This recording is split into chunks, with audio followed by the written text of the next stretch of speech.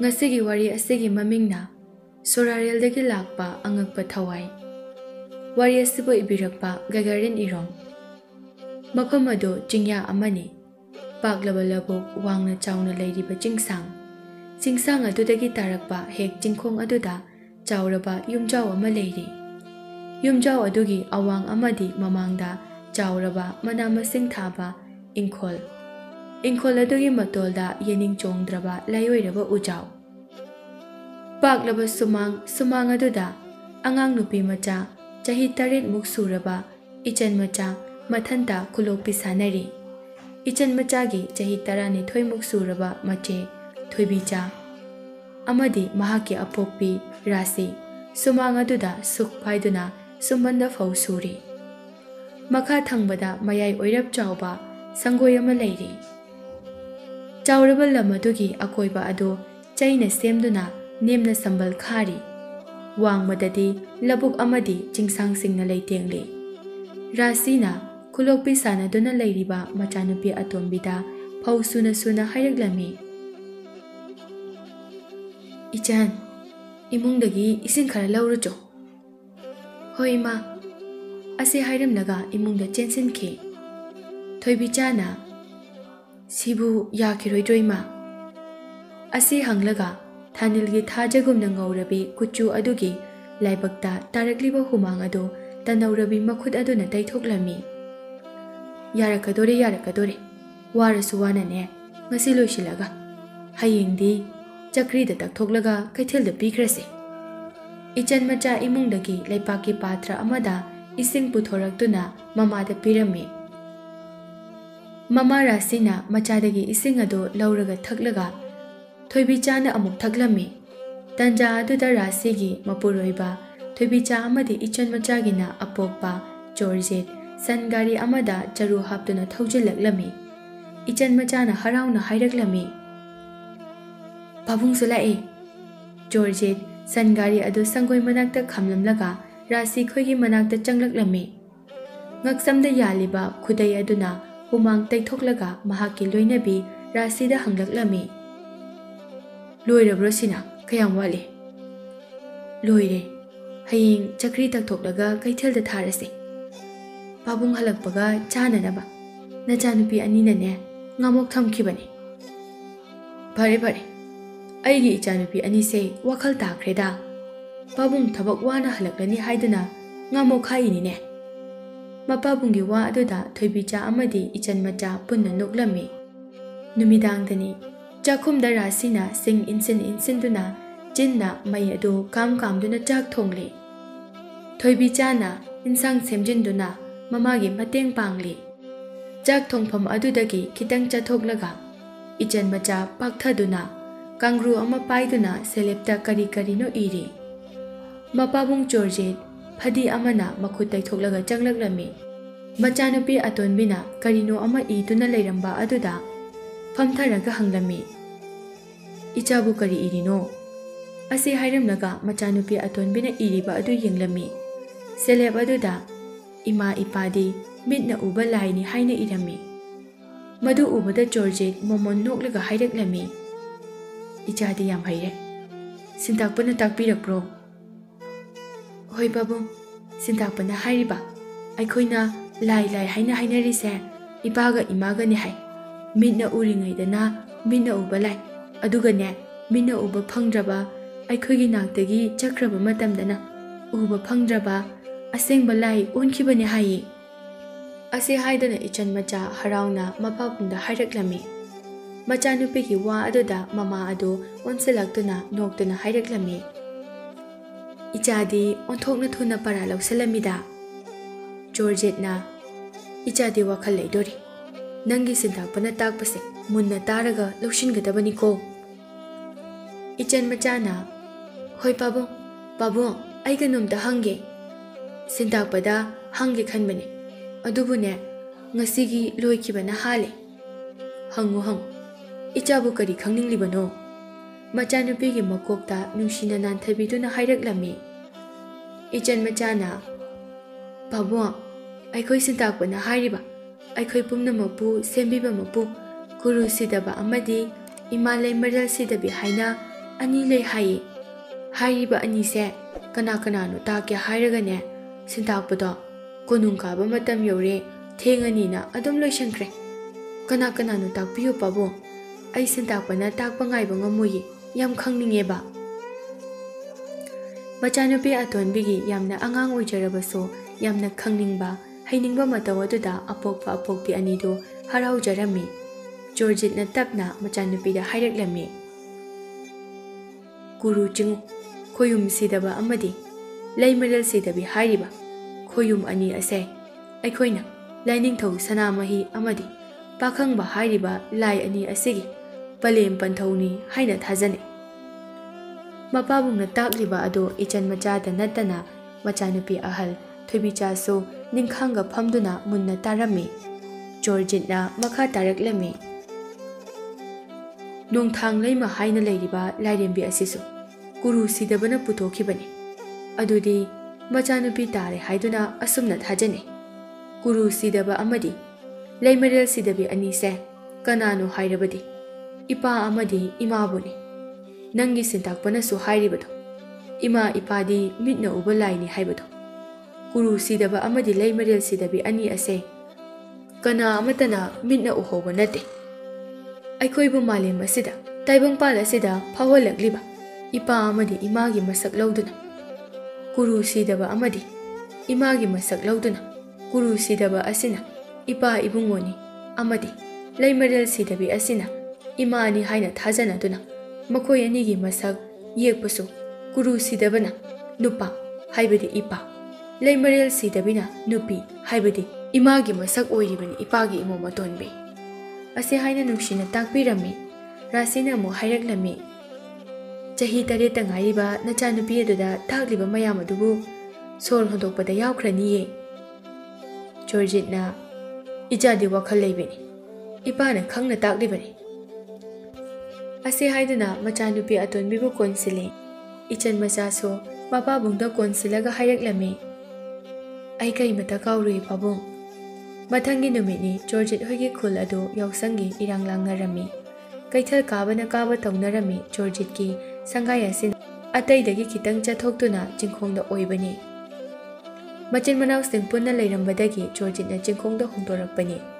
Yausangi langba adudadi Georgette ki mayamba amadi manaw nupagi macha sing laktuna thoibicha amadi ichan macha hoi punna yausangi langminarami. Georgette ki matai masana Georgette khoida laktuna Rasibu kawraklami. Rasi nangbu kaithalga karurabro. Rasi imungdagi thoklaktuna khomnaklami. Kadri ichebema jeng tharuraga halakpada ngairi. Ichebema di kabirurabra. Aisu kadri ye lao adudi karurase. Icha anigi sune kari kari no yengbira ase. Hoi ichebema adudi ai phi amukta hongtok jarukige. Honguro. Rasi imungda changke. Sanana Rasi khoigi mangola duda famlaga sum yenglakpada inkhol matonda hauriba layoiraba ujawadu uraklami. Rasi imungdagi phigi khaw ama yanduna thoraklami. Chalasi jebema Sanana asigi akangba mayo susongdraba u asibu Georgette yanthalalu yadro. U akangba thambase phattabanini he. Hairabani jebema layoiraba ujawi adum leijasanu matomda tujakini haiduna yade. Mabu hojikbu kadaida chakhige. Sana konungi mukna yendamnaba adugi silangba yauruni haiduna ngasai ngalingaidagi ta tomal khoiga chakhibani. Halakpadi yare. Sana amadi Rasi angangsing aduda mapalgi machanupa khara chawba aduga angangsingga phajana leiminaramu hairamaga thongalda wari sanaduna thoki kaithelda chatki. Kaitheldani Rasi amadi Sana yumgi amadi yausangi pochai leiri. Leiba loiduna kaithel polaktagi thoklaknaba lakpada Rasi pambom chongi haiduna solami. Yumdani ichan macha amadi mapal makhuragi macha sing punna ujawadugi mathak masa amada kaduna sanarami. Ujawadugi masa sing adu chawi mioi mari mangana lepada tekadaba masa natlamde.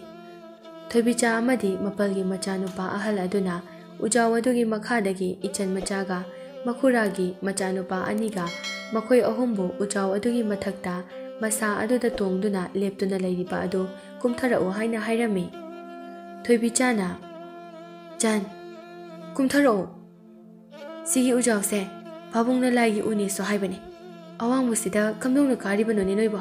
ꯀꯨꯝꯊꯔꯛꯑꯣ" ꯑꯁꯤ ꯍꯥꯏꯅ ꯍꯥꯏꯔꯝꯃꯤ꯫ ꯑꯗꯨꯕꯨ ꯏꯆꯟ ꯃꯆꯥꯈꯣꯏꯗꯤ ꯊꯋꯥ ꯁꯥꯕꯤꯗꯅ ꯅꯣꯛꯇꯨꯅ ꯃꯁꯥꯅ ꯄꯜꯂꯛꯂꯤꯕ ꯎꯖꯥꯎ ꯑꯗꯨꯒꯤ ꯆꯥꯎꯔꯕ ꯃꯈꯣꯡꯂꯣꯝꯗ ꯇꯞꯅ ꯇꯞꯅ ꯆꯪꯁꯤꯜꯂꯝꯃꯤ꯫ ꯏꯆꯟ ꯃꯆꯥꯅ ꯎꯖꯥꯎ ꯑꯗꯨꯒꯤ ꯆꯥꯎꯔꯕ ꯃꯈꯣꯡ ꯑꯗꯨꯗ ꯉꯥꯊꯔꯨꯕꯗ ꯏꯆꯟ ꯃꯆꯥꯅ ꯉꯥꯊꯔꯨꯔꯤꯕ ꯃꯄꯥ ꯑꯗꯨ ꯀꯥꯏꯗꯨꯅ ꯑꯍꯣꯕ ꯑꯃ ꯂꯩꯔꯝꯕ ꯑꯗꯨꯗ ꯎꯖꯥꯎ ꯑꯗꯨꯒꯤ ꯃꯅꯨꯡꯗ ꯏꯆꯟ ꯃꯆꯥ ꯇꯥꯁꯤꯟꯈꯤꯔꯝꯃꯤ꯫ ꯏꯆꯟ ꯃꯆꯥꯅ ꯇꯥꯁꯤꯟꯈꯤꯕ ꯑꯗꯨꯗ ꯊꯣꯏꯕꯤꯆꯥ ꯍꯣꯏꯅ ꯏꯆꯟ ꯃꯆꯥꯕꯨ ꯀꯧꯗꯨꯅ ꯎꯖꯥꯎ ꯑꯗꯨꯒꯤ ꯃꯈꯣꯡ ꯑꯗꯨꯗꯁꯨ ꯄꯪꯊꯤꯟꯗ ꯊꯤꯜꯂꯝꯃꯤ꯫ ꯃꯁꯥꯗ ꯇꯣꯡꯗꯨꯅ ꯂꯩꯔꯤꯕ ꯑꯉꯥꯡ ꯑꯅꯤ ꯑꯗꯨ ꯏꯆꯟ ꯃꯆꯥꯅ ꯇꯥꯈꯤꯕ ꯀꯥꯏꯔꯕ ꯑꯗꯨꯗ ꯌꯦꯡꯕꯗ ꯎꯖꯥꯎ ꯑꯗꯨꯒꯤ ꯃꯈꯣꯡ ꯑꯗꯨꯒꯤ ꯃꯅꯨꯡꯗ ꯏꯆꯟ ꯃꯆꯥ ꯋꯥꯈꯜ ꯇꯥꯗꯅ ꯃꯅꯨꯡꯗ ꯇꯥꯗꯨꯅ ꯂꯩꯕ ꯑꯗꯨ ꯎꯕꯗ ꯃꯈꯣꯏꯁꯨ ꯀꯨꯝꯊꯕꯗꯤ ꯉꯝꯗ ꯏꯆꯟ ꯃꯆꯥꯕꯨ ꯄꯪꯀꯧꯗ ꯀꯧꯔꯝꯃꯤ꯫ ꯇꯟꯖꯥ ꯑꯗꯨꯗ ꯃꯄꯥꯕꯨꯡ ꯆꯣꯔꯖꯤꯠꯇ ꯇꯣꯃꯥꯜꯒ ꯂꯣꯏꯅꯅ ꯂꯥꯛꯄ ꯑꯗꯨ ꯂꯥꯞꯇꯛꯅ ꯑꯉꯥꯡꯁꯤꯡ ꯑꯗꯨꯅ ꯏꯄꯥ ꯄꯥꯈꯠꯅ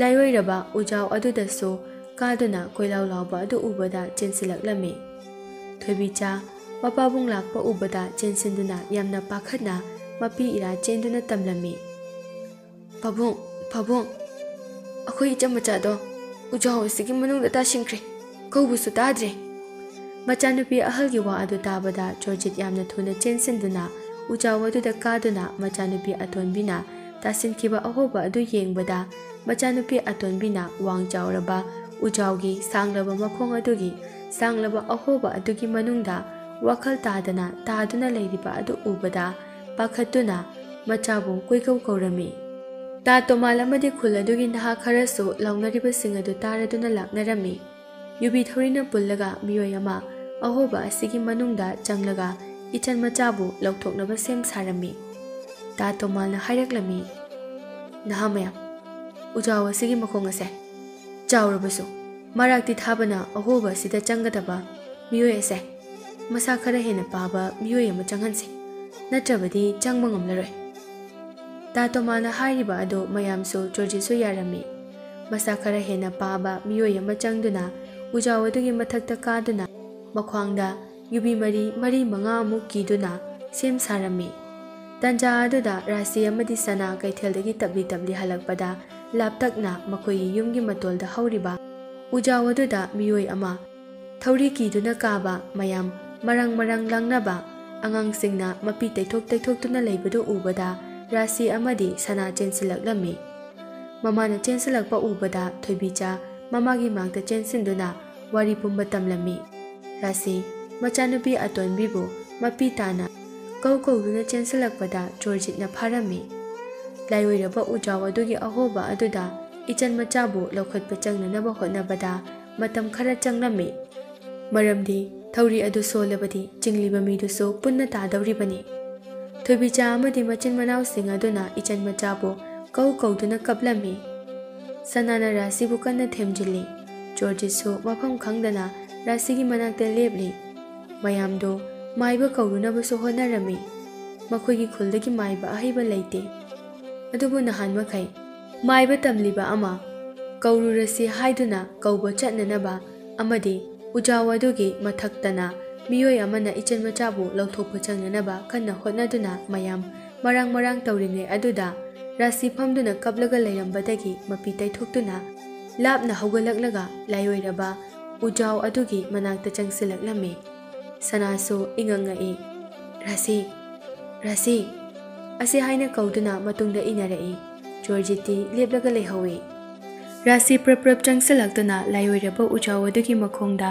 ꯈꯨꯔꯨ ꯂꯩꯇꯥꯅ ꯀꯨꯟꯗꯨꯅ ꯎꯖꯥꯎ ꯑꯗꯨꯒꯤ ꯃꯈꯣꯡ ꯑꯗꯨꯗ ꯂꯥꯏꯕꯛꯅ ꯁꯣꯛꯇꯨꯅ ꯃꯃꯤꯠ ꯆꯦꯅ ꯎꯏꯁꯤꯟꯗꯨꯅ ꯃꯄꯤ ꯇꯥꯅ ꯍꯥꯏꯖꯔꯛꯂꯝꯃꯤ, "ꯍꯦ ꯂꯥꯏꯑꯣꯏꯔꯕ ꯎꯖꯥꯎ, ꯅꯅꯥꯏ ꯇꯣꯂꯕꯤ ꯑꯩꯍꯥꯛꯀꯤ ꯇꯥꯏꯕꯪ ꯋꯥꯈꯜ ꯃꯄꯨꯡ ꯐꯥꯗ꯭ꯔꯤꯕꯤ ꯄꯤꯛꯂꯤꯕꯤ ꯏꯃꯣꯝꯕꯨ ꯄꯂꯦꯝ ꯃꯃꯥ ꯑꯩꯒꯤ ꯏꯊꯥꯗꯒꯤ ꯁꯦꯠꯇꯨꯅ ꯄꯨꯕꯤꯈꯤꯒꯅꯨ꯫ ꯄꯂꯦꯝ ꯃꯃꯥ ꯑꯩꯅ ꯊꯥꯎꯕꯨꯝ 10 ꯅꯥꯎꯀꯣꯟꯗꯨꯅ ꯇꯥꯏꯕꯪ ꯈꯣꯡꯗꯥꯔꯛꯄꯗ ꯉꯥꯏꯖꯔꯤꯕꯤ ꯏꯃꯣꯝꯅꯤ꯫ ꯍꯦ ꯇꯥꯏꯕꯪ ꯁꯦꯝꯕ ꯃꯄꯨ, ꯅꯍꯥꯛꯇꯤ ꯄꯨꯝꯅꯃꯛꯄꯨ ꯁꯦꯝꯕꯤꯕꯅꯤ꯫ ꯀꯔꯤꯁꯨ ꯈꯪꯖꯗ꯭ꯔꯤꯕꯤ ꯏꯃꯣꯝꯅꯤ ꯄꯂꯦꯝ ꯄꯟꯊꯧ ꯑꯩꯈꯣꯏꯅ ꯂꯪꯖꯈꯤꯕ ꯂꯩꯔꯕꯁꯨ ꯉꯥꯛꯄꯤꯌꯨ ꯌꯣꯜꯂꯕꯗ ꯀꯟꯕꯤꯌꯨ ꯆꯩꯔꯥꯛ ꯄꯤꯕꯤꯔꯕꯁꯨ ꯄꯂꯦꯝ ꯄꯟꯊꯧ ꯑꯩꯈꯣꯏꯗ ꯄꯤꯕꯤꯌꯨ ꯅꯅꯥꯛꯇ ꯄꯤꯛꯂꯤꯕꯤ ꯏꯃꯣꯝꯅ ꯂꯥꯛꯂꯕꯁꯨ ꯄꯂꯦꯝ ꯑꯩꯒꯤ ꯅꯥꯛꯇ ꯑꯃꯨꯛ ꯍꯜꯍꯟꯕꯤꯔꯛꯎ ꯏꯆꯥ ꯏꯃꯣꯝ ꯑꯇꯣꯟꯕꯤꯒꯤ ꯄꯨꯟꯁꯤ ꯆꯦꯡꯖꯦꯜ ꯄꯤꯅꯕꯤꯌꯨ ꯏꯃꯣꯝꯒꯤ ꯊꯋꯥꯏ ꯃꯤꯔꯦꯜꯕꯨ ꯑꯄꯣꯛꯄꯤ ꯄꯂꯦꯝ ꯑꯩꯅ ꯐꯤꯒꯥꯎ ꯁꯥꯅ ꯅꯤꯖꯔꯤ ꯄꯤꯅꯕꯤꯌꯨ ꯍꯦ ꯇꯥꯏꯕꯪ ꯁꯦꯝꯕ ꯃꯄꯨ ꯑꯁꯤ ꯍꯥꯏꯗꯨꯅ ꯔꯥꯁꯤ ꯃꯥꯒꯤ ꯏꯟꯅꯐꯤꯅ ꯐꯤꯒꯥꯎ ꯁꯥꯅ ꯌꯥꯗꯨꯅ ꯃꯄꯤ ꯇꯥꯅ ꯍꯥꯏꯖꯔꯝꯃꯤ ꯁꯅꯥꯅ ꯊꯦꯝꯖꯤꯟꯕꯤꯔꯝꯃꯤ ꯎꯖꯥꯎ ꯑꯗꯨꯒꯤ ꯑꯍꯣꯕ ꯑꯗꯨꯗ ꯅꯨꯄꯥ ꯅꯍꯥ ꯃꯁꯥ ꯈꯔ ꯍꯦꯟꯅ ꯐꯕ ꯑꯃ ꯃꯈ꯭ꯋꯥꯡꯗ ꯌꯨꯕꯤ ꯊꯧꯔꯤ ꯀꯤꯗꯨꯅ ꯃꯀꯣꯛꯅ ꯌꯨꯡꯅ ꯆꯪꯗꯨꯅ ꯏꯆꯟ ꯃꯆꯥꯕꯨ ꯂꯧꯊꯣꯛꯇꯨꯅ ꯊꯣꯔꯛꯂꯝꯃꯤ ꯎꯖꯥꯎ ꯑꯗꯨꯒꯤ ꯃꯁꯥꯗ ꯂꯦꯞꯇꯨꯅ ꯑꯃꯅ ꯆꯤꯡꯈꯠꯂꯝꯃꯤ ꯇꯥ ꯇꯣꯃꯥꯜꯅ ꯇꯞꯅ ꯇꯧꯀꯣ ꯏꯕꯨꯡꯉꯣ ꯈꯖꯤꯛ ꯐꯥꯎꯕ ꯁꯣꯏꯍꯟꯕ ꯌꯥꯗꯦ ꯑꯁꯨꯝꯅ ꯏꯆꯟ ꯃꯆꯥꯕꯨ ꯎꯖꯥꯎ ꯑꯗꯨꯒꯤ ꯑꯍꯣꯕ ꯑꯗꯨꯗꯒꯤ ꯂꯧꯊꯣꯔꯛꯇꯨꯅ ꯃꯄꯥꯕꯨꯡ ꯆꯣꯔꯖꯤꯠꯅ ꯄꯝꯗꯨꯅ ꯃꯌꯥꯝꯕꯒ ꯂꯣꯏꯅꯅ ꯃꯈꯣꯏꯒꯤ ꯌꯨꯝꯒꯤ ꯃꯥꯡꯒꯣꯜꯗ ꯊꯝꯂꯝꯃꯤ ꯏꯆꯟ ꯃꯆꯥꯗꯤ ꯋꯥꯈꯜ ꯇꯥꯗ꯭ꯔꯤꯕꯅꯤ ꯃꯀꯣꯛꯀꯤ ꯂꯥꯏꯕꯛꯇꯁꯨ ꯏ ꯈꯔ ꯆꯦꯟꯊꯔꯛꯂꯤ ꯃꯌꯥꯝꯅ ꯂꯥꯡꯅꯔꯤꯉꯩ ꯑꯗꯨꯗ ꯃꯥꯏꯕ ꯇꯝꯂꯤꯕ ꯅꯍꯥ ꯑꯃ ꯃꯤꯑꯣꯏ ꯈꯔꯒ ꯂꯥꯛꯇꯨꯅ ꯏꯆꯟ ꯃꯆꯥꯕꯨ ꯌꯦꯡꯂꯝꯃꯤ ꯔꯥꯁꯤ ꯊꯣꯏꯕꯤꯆꯥ ꯁꯅꯥ ꯑꯃꯗꯤ ꯑꯉꯥꯡ ꯑꯇꯩꯁꯨ ꯅꯥꯀꯟꯗ ꯃꯊ꯭ꯋꯥꯏ ꯋꯥꯅ ꯂꯦꯞꯇꯨꯅ ꯌꯦꯡꯂꯤ ꯖꯣꯔꯖꯤꯠꯁꯨ ꯂꯩꯔꯤ ꯃꯥꯏꯕ ꯇꯝꯂꯤꯕ ꯅꯍꯥ ꯑꯗꯨꯅ ꯏꯆꯟ ꯃꯆꯥꯒꯤ ꯃꯀꯣꯛ ꯑꯃꯗꯤ ꯃꯈꯣꯡ ꯃꯈꯨꯠ ꯄꯥꯏꯗꯨꯅ ꯌꯦꯡꯕꯗ ꯑꯉꯛꯄ ꯄꯣꯛꯂꯝꯃꯤ ꯋꯥꯡ ꯆꯥꯎꯔꯕ ꯎꯖꯥꯎ ꯑꯗꯨꯒꯤ ꯃꯈꯣꯡꯒꯤ ꯑꯍꯣꯕꯗ ꯇꯥꯔꯤꯕ ꯑꯉꯥꯡ ꯏꯆꯟ ꯃꯆꯥ ꯑꯁꯤ ꯃꯁꯥꯗ ꯁꯔꯨ ꯇꯦꯛꯄ ꯀꯣꯛ ꯀꯥꯏꯕ ꯑꯃꯠꯇ ꯂꯩꯕ ꯊꯦꯡꯅꯔꯝꯗꯦ ꯃꯤꯍꯨꯜ ꯑꯃꯨꯛ ꯌꯦꯡꯕꯗ ꯏꯆꯟ ꯃꯆꯥ ꯃꯤꯍꯨꯜ ꯂꯩꯔꯝꯃꯤ ꯃꯁꯤꯗ ꯃꯥꯏꯕ ꯇꯝꯂꯤꯕ ꯅꯍꯥ ꯑꯗꯨꯅ ꯍꯥꯏꯔꯛꯂꯝꯃꯤ ꯑꯉꯥꯡ ꯑꯁꯦ ꯃꯤꯍꯨꯜꯁꯨ ꯂꯩꯔꯤ ꯃꯁꯥꯗ ꯊꯣꯏꯗꯣꯛꯄ ꯑꯀꯥꯏꯕ ꯊꯦꯡꯅꯗꯦ ꯑꯗꯨꯕꯨ ꯊꯪꯅꯕ ꯈꯨꯜ ꯑꯁꯤꯗ ꯑꯃꯥꯏꯕ ꯑꯍꯜ ꯃꯅꯤ ꯍꯥꯏꯅ ꯑꯃ ꯂꯩꯕꯅꯤ ꯑꯩꯒꯤ ꯑꯣꯖꯥꯅꯤ ꯃꯥꯒꯤ ꯃꯅꯥꯛꯇ ꯑꯃꯨꯛꯇ ꯄꯨꯕꯤꯔꯨꯆꯣ ꯔꯥꯁꯤ ꯈꯣꯏꯁꯨ ꯃꯕꯨꯛꯅꯤꯡ ꯑꯗꯨ ꯈꯔ ꯇꯞꯊꯅꯔꯛꯂꯝꯃꯤ ꯏꯆꯟ ꯃꯆꯥꯗꯤ ꯋꯥꯈꯜꯗꯤ ꯇꯥꯗ꯭ꯔꯤꯕꯅꯤ ꯃꯁꯤꯗ ꯃꯄꯥꯕꯨꯡ ꯆꯣꯔꯖꯤꯠ ꯑꯃꯗꯤ ꯇꯥ ꯇꯣꯃꯥꯜ ꯍꯣꯏꯅ ꯏꯆꯟ ꯃꯆꯥꯕꯨ ꯁꯟꯒꯥꯔꯤ ꯑꯃꯗ ꯍꯥꯞꯇꯨꯅ ꯑꯃꯥꯏꯕ ꯃꯅꯤꯒꯤ ꯃꯅꯥꯛ ꯇꯝꯅ ꯄꯨꯈꯤ ꯁꯅꯥ ꯑꯃꯗꯤ ꯔꯥꯁꯤ ꯇꯣꯉꯥꯟꯅ ꯂꯥꯛꯍꯧꯏ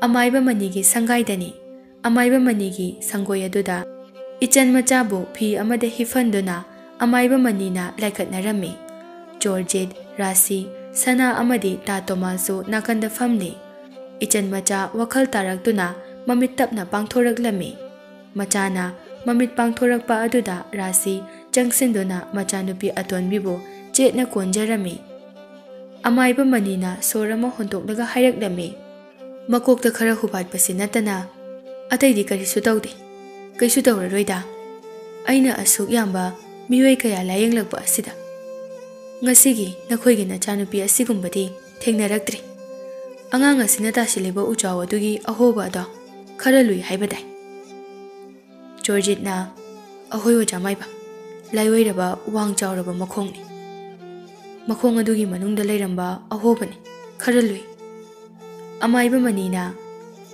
ꯂꯨꯔꯕ ꯑꯍꯣꯕ ꯑꯗꯨꯗ ꯇꯥꯕꯗ ꯑꯉꯥꯡ ꯑꯁꯤꯒꯤ ꯁꯔꯨ ꯇꯦꯛꯄ ꯀꯣꯛ ꯀꯥꯏꯕ ꯑꯃꯠꯇ ꯂꯩꯇ꯭ꯔꯤꯕ ꯑꯁꯤꯅꯤ ꯃꯀꯣꯛꯇ ꯍꯨꯕꯥꯠꯄ ꯑꯁꯤ ꯅꯠꯇꯅ ꯃꯁꯥꯗꯤ ꯀꯔꯤ ꯑꯃꯠꯇ ꯁꯣꯛꯄ ꯂꯩꯇꯦ ꯃꯈꯣꯏ ꯄꯨꯟꯅ ꯃꯃꯥ ꯔꯥꯁꯤꯒꯤ ꯃꯊꯥꯗ ꯂꯩꯔꯤꯕ ꯏꯆꯟ ꯃꯆꯥꯕꯨ ꯌꯦꯡꯂꯛꯂꯝꯃꯤ ꯔꯥꯁꯤꯅ ꯃꯆꯥꯅꯨꯄꯤꯕꯨ ꯀꯣꯟꯗꯨꯅ ꯃꯀꯣꯛꯇ ꯅꯥꯟꯕꯤꯔꯤ ꯑꯁꯨꯝꯅ ꯏꯆꯟ ꯃꯆꯥ ꯌꯥꯝꯅ ꯊꯨꯅ ꯐꯒꯠꯇꯨꯅ ꯍꯥꯟꯅꯗꯒꯤ ꯃꯁꯥ ꯌꯥꯝꯅ ꯐꯒꯠꯂꯝꯃꯤ ꯊꯕꯛ ꯑꯃ ꯈꯤꯇꯪ ꯍꯥꯏꯕꯗꯁꯨ ꯍꯩꯕꯅ ꯍꯥꯟꯕ ꯃꯁꯥ ꯈꯤꯡꯅ ꯊꯕꯛ ꯇꯧꯊꯣꯔꯛꯄ ꯋꯥ ꯉꯥꯡꯕꯗꯁꯨ ꯋꯥꯈꯜ ꯐꯖꯅ ꯈꯟꯊꯕ ꯉꯝꯂꯕ ꯑꯃꯒꯨꯝꯅ ꯉꯥꯡꯊꯣꯔꯛꯄ ꯑꯃꯗꯤ ꯃꯥꯒꯤ ꯄꯂꯦꯝ ꯄꯟꯊꯧꯅ ꯈꯪꯗꯕ ꯐꯥꯎꯕ ꯇꯥꯛꯂꯛꯄ ꯀꯌꯥ ꯇꯧꯔꯛꯂꯝꯃꯤ ꯖꯣꯔꯖꯤꯠ ꯔꯥꯁꯤ ꯑꯃꯗꯤ ꯊꯣꯏꯕꯤꯆꯥ ꯌꯥꯝꯅ ꯉꯛꯂꯝꯃꯤ ꯅꯣꯡꯃꯌꯥ ꯆꯪꯂꯛꯄꯗ ꯐꯨꯡꯒꯥ ꯃꯩ ꯍꯧꯒꯠꯇꯦ ꯍꯥꯏꯗꯨꯅ ꯏꯆꯟ ꯃꯆꯥꯅ ꯃꯥꯒꯤ ꯑꯄꯣꯛꯄꯤꯗ ꯉꯥꯡꯂꯝꯃꯤ ꯑꯌꯨꯛꯀꯤ ꯀꯣꯔꯧ ꯈꯨꯔꯨꯝꯕꯒꯤꯁꯨ ꯏꯆꯟ ꯃꯆꯥꯅ ꯋꯥꯏꯔꯝ ꯇꯩꯗꯨꯅ ꯈꯨꯔꯨꯝꯂꯝꯃꯤ ꯍꯥꯟꯅꯗꯤ ꯃꯥꯒꯤ ꯑꯄꯣꯛꯄꯤ ꯅꯠꯇ꯭ꯔꯒ ꯃꯆꯦ ꯊꯣꯏꯕꯤꯆꯥꯅ ꯈꯨꯔꯨꯝꯂꯝꯕꯅꯤ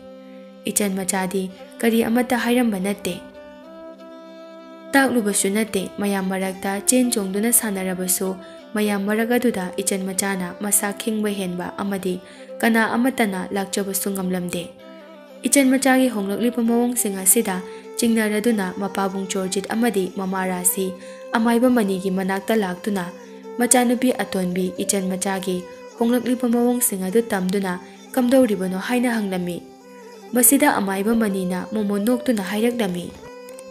Taibang palase, taibang mapu mahaki khusemni. Madugi chap charaba khudamni nakhoigi nachanupida thokliba ase. Angakpa amani. Adubu aikhoigi mitmang asida thoklabani. Nakhoigi nachanupi athonbi. Sirubadagi amuk halakpani. Amaiba adugi wa aduda Georgette amadi Rasi ngaglami. Amaiba manina mama Rasida onsilaktuna makha taraklami. Ibema, nachanupi na laiwiraba ujaw adugi ahoba manung aduda lairingai. Laiwiraba ujaw aduda nahakna changjaduna nathamoi sengna taibang semba mapuda nachanupi gi punsi chengjel thawai mirelbu nijakhiba aduni.